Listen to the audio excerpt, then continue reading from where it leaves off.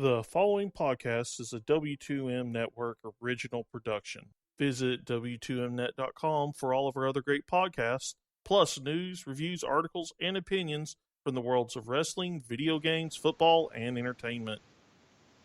Welcome to Wrestling to the Max's live, 205 live, to be exact. Yes, we are live. And we are here. I know, right? I said 205 live, and then I said live twice, so there you go.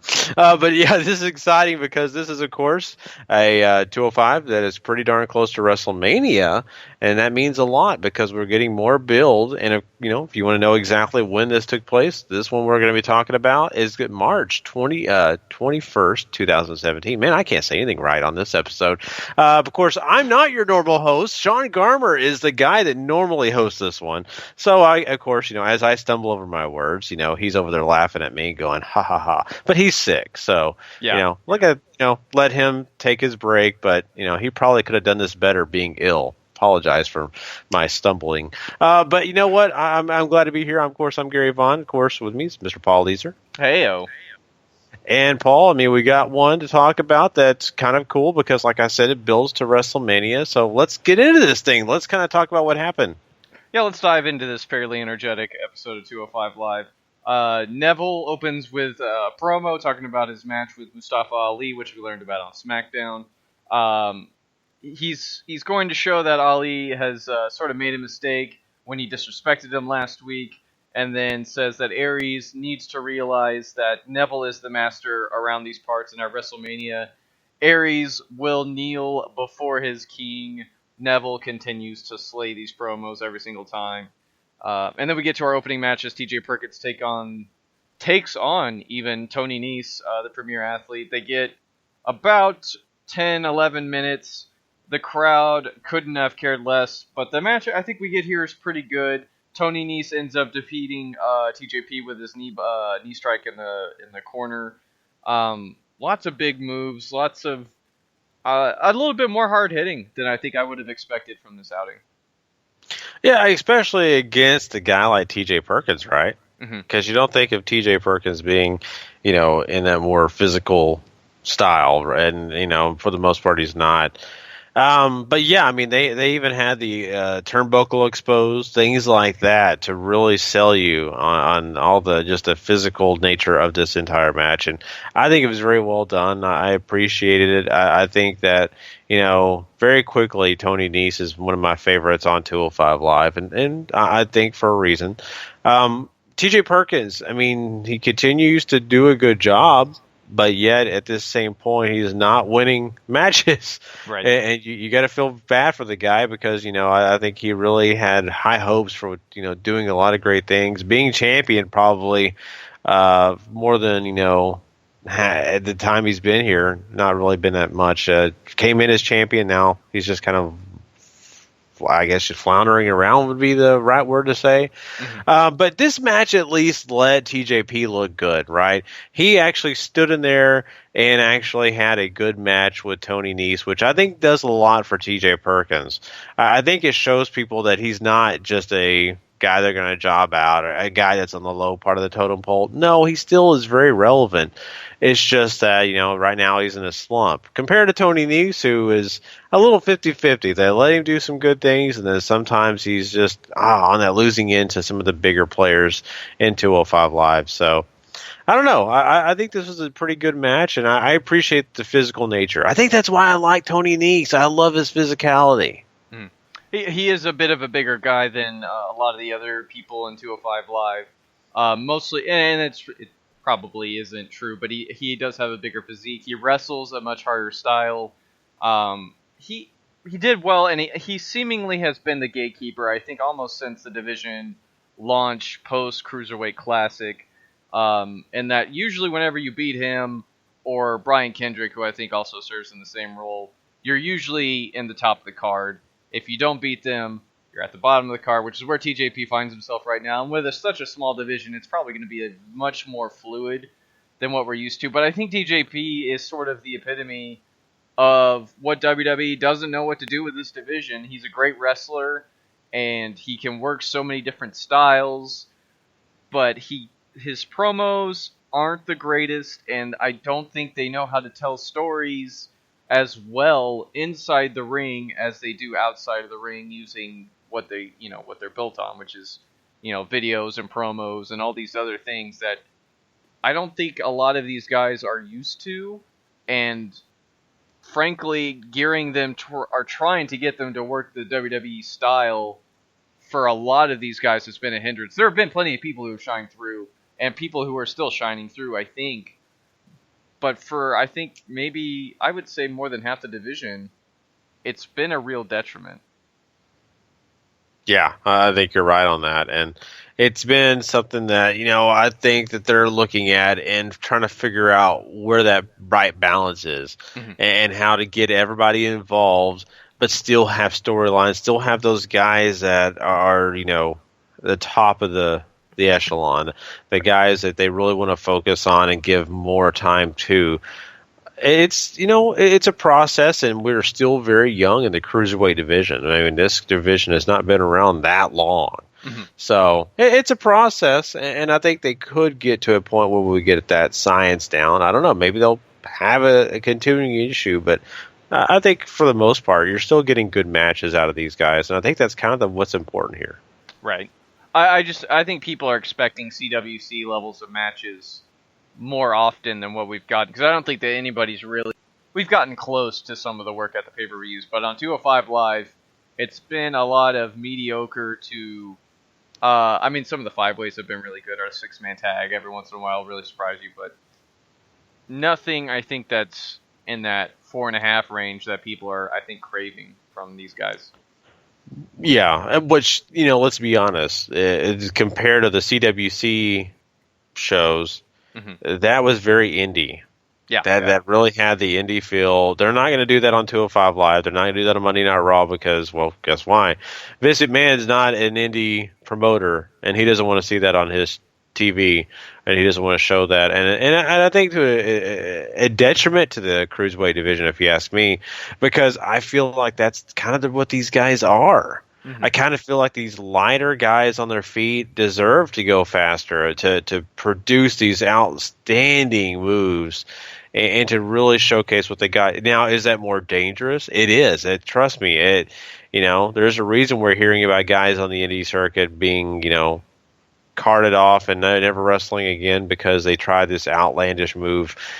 And I know WWE doesn't want that liability or to injure the wrestlers. And I get that, but still, I think they could do a lot of favors to that division by letting them speed up a little bit, by giving them the opportunity to be a little bit more free to maybe be the indie part of a Monday Night Raw or even just the 205 Live show if they don't want to do it on Raw.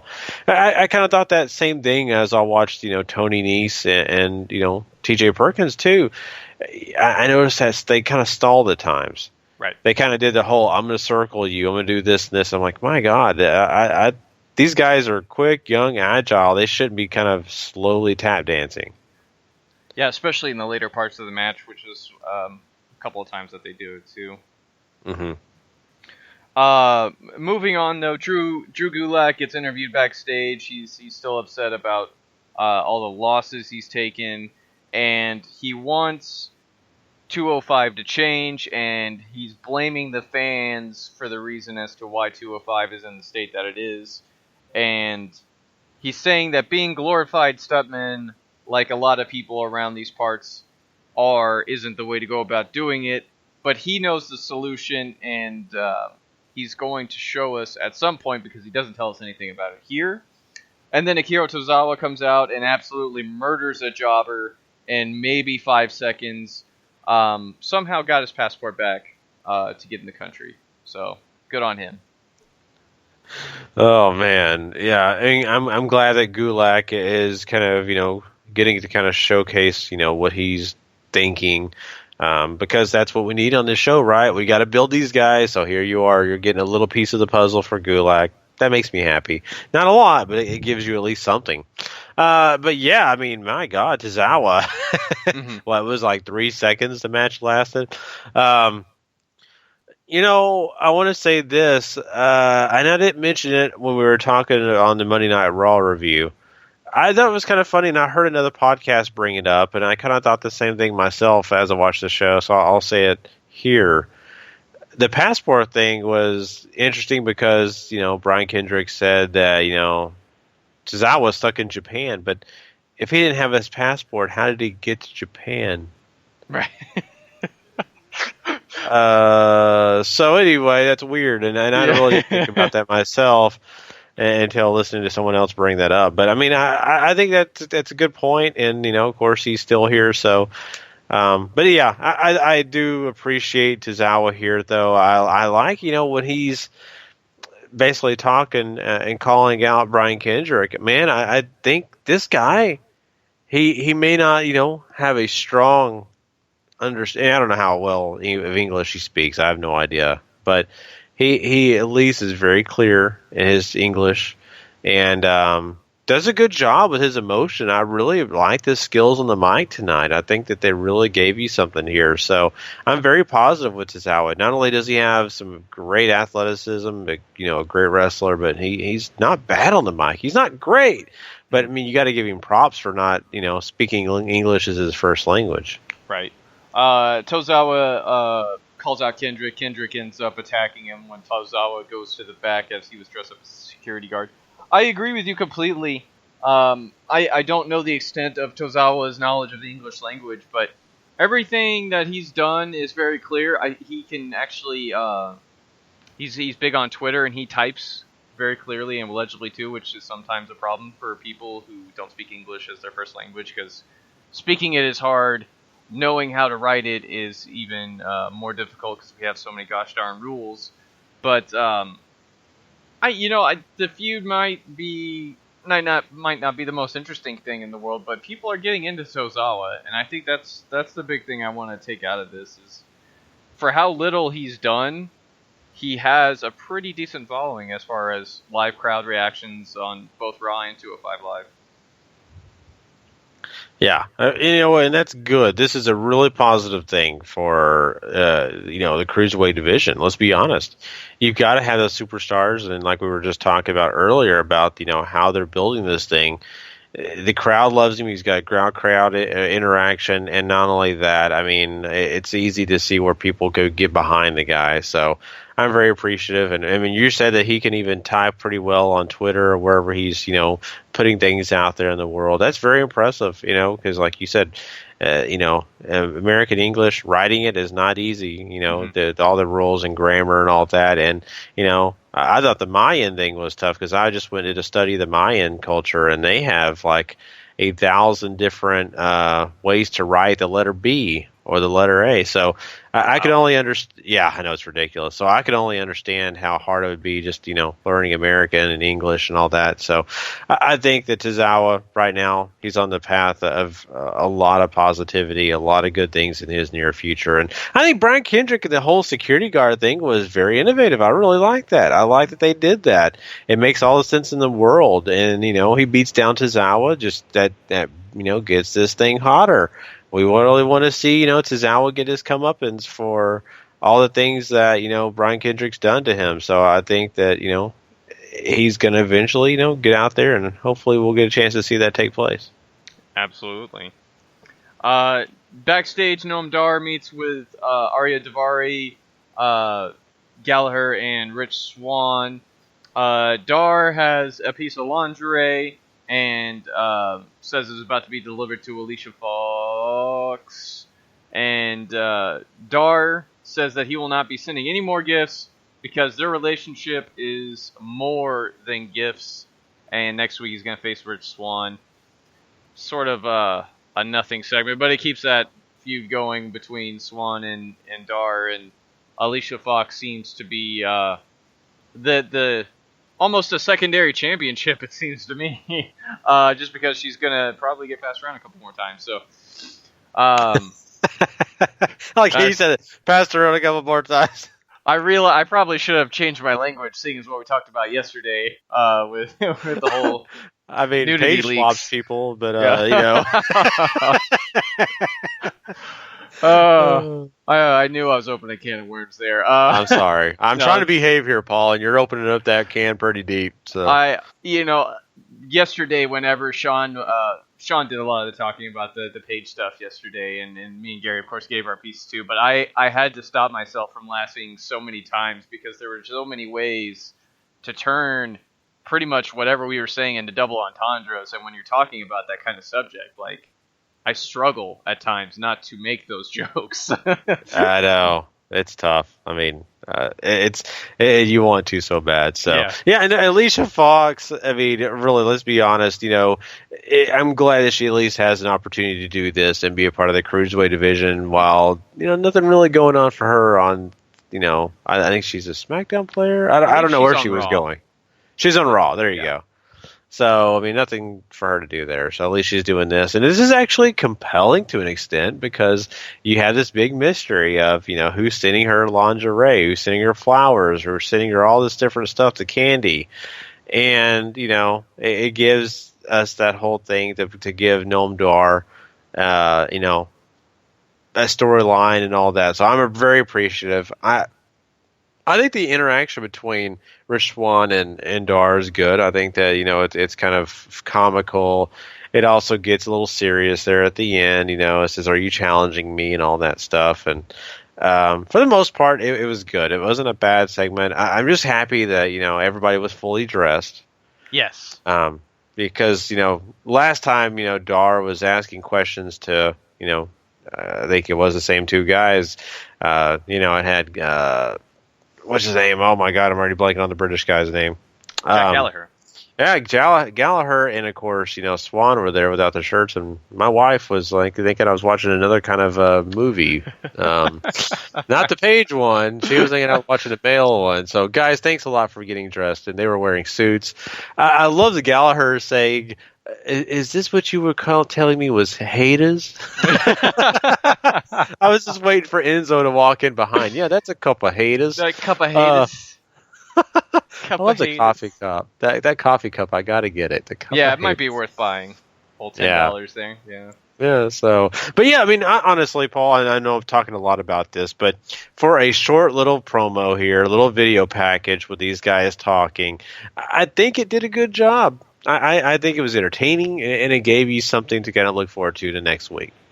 I agree. I think Alicia Fox's addition to the show at least gives you different varieties of feuds here, which I do appreciate them trying to vary it up. Because as much as I love the idea of competition being chief, WWE is never going to be able to do that. That's not how they like to promote. That's not how they like to do business on screen. So at least the Alicia Fox thing has been, at times, very entertaining. At other times, I think these feuds tend to go a little long, just because I don't feel like there's a ton of wiggle room unless you start having all sorts of different stuff happen. But overall, I'm okay with this right now. I think it's a good holdover feud for Rich Swann until he gets back into the title picture, whether that's going to be another shot at Neville, which I think they definitely should retouch on because I really enjoyed their interactions, or if Aries does somehow happen to walk out of WrestleMania with the championship, then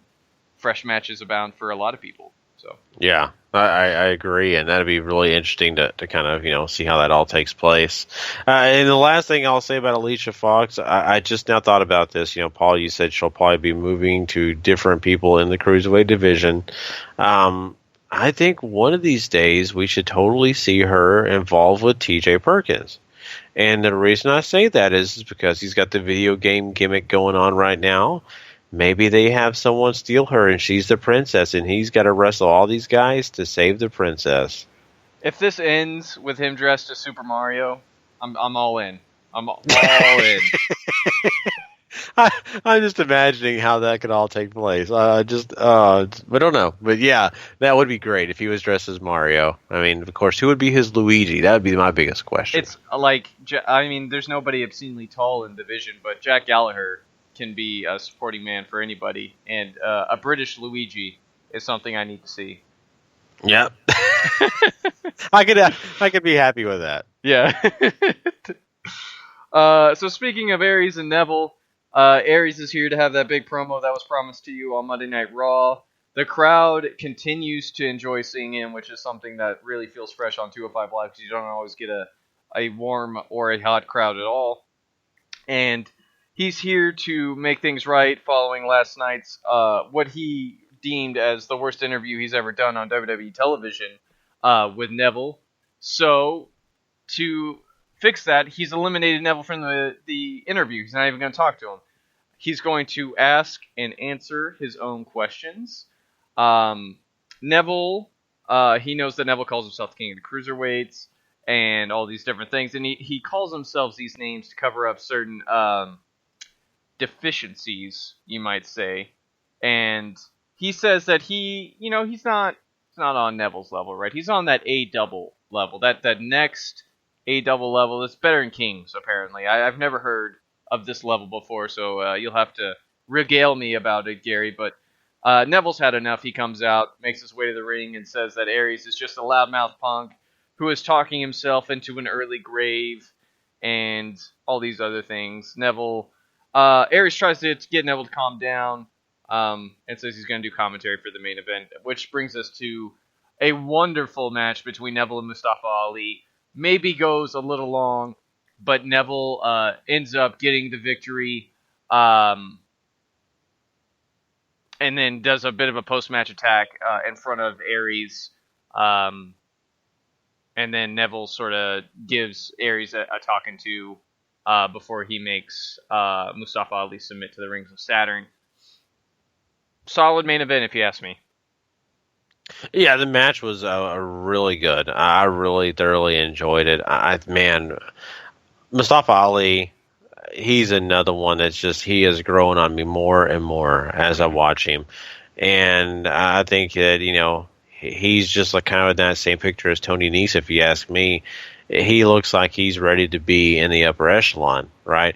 To contribute in that fashion. So he did a great job here.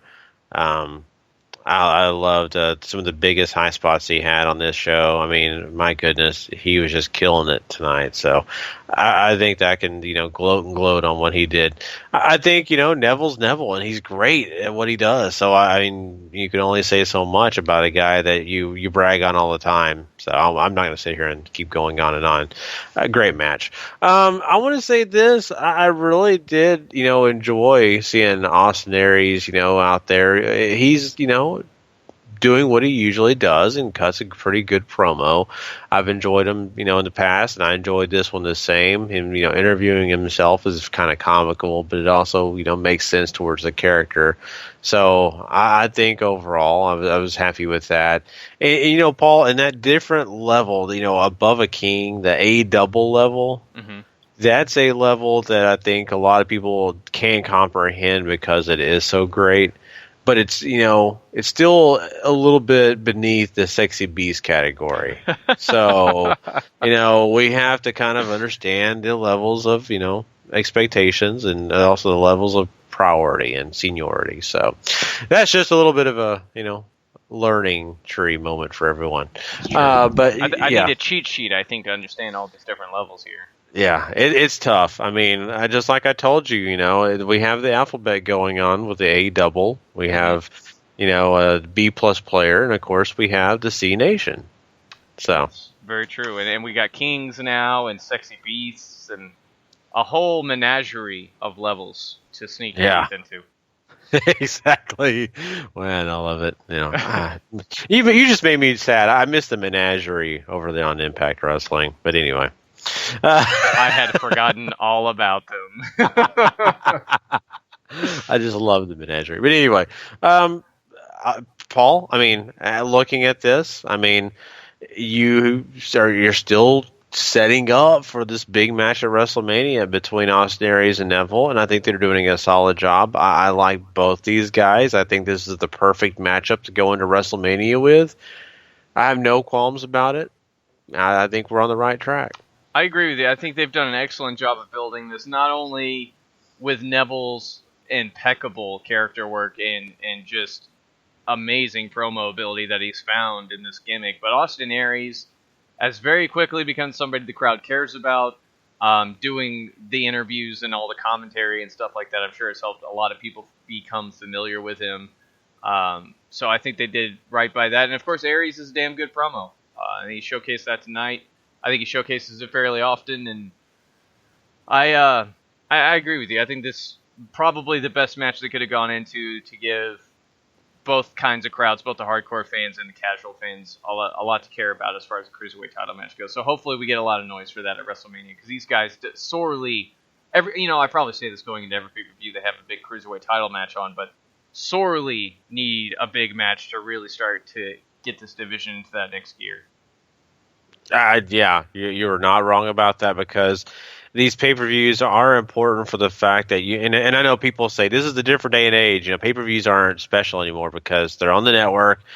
People aren't all gathered together in one place. There's still a lot of people that do. I know, Paul, you do still, and there's a lot of people that do get together, but there's also a lot of people that take advantage of. I'm just going to go home. I can watch it on my phone, or I can watch it on PlayStation, or my my Apple device, or whatever. So it's easy not to be in a crowd. But I think when you do have groups of people, and especially when you have people that don't know much about wrestling, who are just now learning, if you put those matches out there like the cruiserweight division, you can build an audience around it with having these great matches. And I think they should really focus on doing that especially at WrestleMania, the biggest show of the year, where a lot more casuals are tuning in and they don't know anything about these guys. I think that's the way you sell that division right there. So you're not wrong. I think they got to do it too. So, yeah, that's our 205 Live for everyone this week. We hope you've enjoyed it. We'll have to let you guys know next week on our next edition of the 205 Live review on how we feel like that actual match is going to be going on. And, of course, they'll probably have some more build for you guys. And we're all excited about that and seeing how this cruiserweight division is going to head into WrestleMania after next week's show. If you want to find all our other great review shows, you can go check out w2mnet.com. That gives you all the shows. Of course, it'll show you that we do Monday Night Raw, SmackDown Live, and, of course, NXT. It gives you all those review shows, plus our regular episodes of Wrestling in the Max Part 1 and Part 2. Both are on there as well for each week. So don't miss out on a minute of the action on any of that stuff. And also, hey, don't forget, go subscribe to Wrestling to the Max. That gets you all our great content on iTunes or whatever you use to listen to podcasts. Besides that, we are done. We will see you guys later on and down the road. Yes, sir. Have a good one, guys. The following podcast is a W2M Network original production. Visit W2Mnet.com for all of our other great podcasts, plus news, reviews, articles, and opinions from the worlds of wrestling, video games, football, and entertainment.